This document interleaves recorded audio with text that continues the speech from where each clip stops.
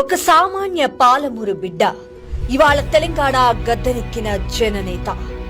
Yes, గౌరవ CM Shri Revanth Reddy guarantee గెలుపోటములకు లొంగని ఒక ఉప్పెన.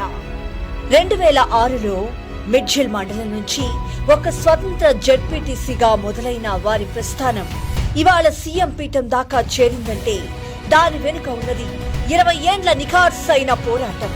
నాడు కేసీఆర్ సర్కారు అరాచకాలను ఎదిరించి ఒంటరి పోరాటం చేసిన మొండి ఘటం ఈ రేవంత్ అన్న.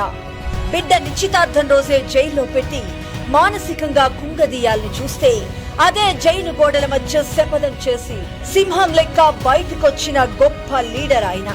2018లో కొడంగల్లో ఓటమి ఎదురైతే అందరూ ఇక ఆయన కథ ముగిసిందన్నారు.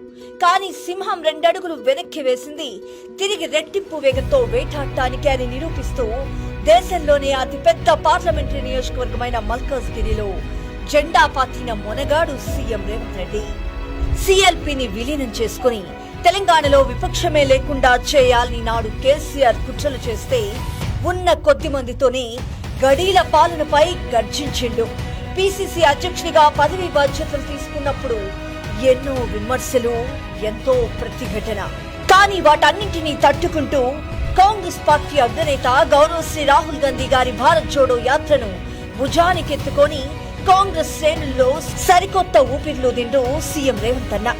పగలు రాత్రి అనే తేడా లేకుండా ఎండా వానను సైతం లెక్క చేయకుండా హాత్ సే హాత్ జోడో అంటూ తెలంగాణ పల్లె పల్లెల్లో కదిలించిండు. రేవంత్ అన్న నాడు నడిచిన ప్రతి అడుగు ప్రగతి భవన్ గడీలను బద్దలు కొట్టే తూటాలైంది. బెదిరింపులకు నాడు ఎంత మాత్రం బెదరలేదు. అక్రమ కేసులకు ఏ మాత్రం విరవలేదు. మడమ తిప్పని పోరాటాలతో నాడు రాక్షస పాలనకు చరమగీతం పాడి నేడు సామాన్యుల కోసం ప్రగతి భవన్ తలుపులు తెరిచి ప్రజాపాలనకు శ్రీకారం చుట్టిన మహానేత సీఎం రేవంత్ రెడ్డి గారు. ఢిల్లీ పీఠాన్ని మెప్పించి గల్లీ లీడర్ పవర్ ఏంటో చూపించిన అసలు సిసలైన తెలంగాణ ముద్దుబిడ్డ మన సీఎం శ్రీ రేవంత్ అన్న.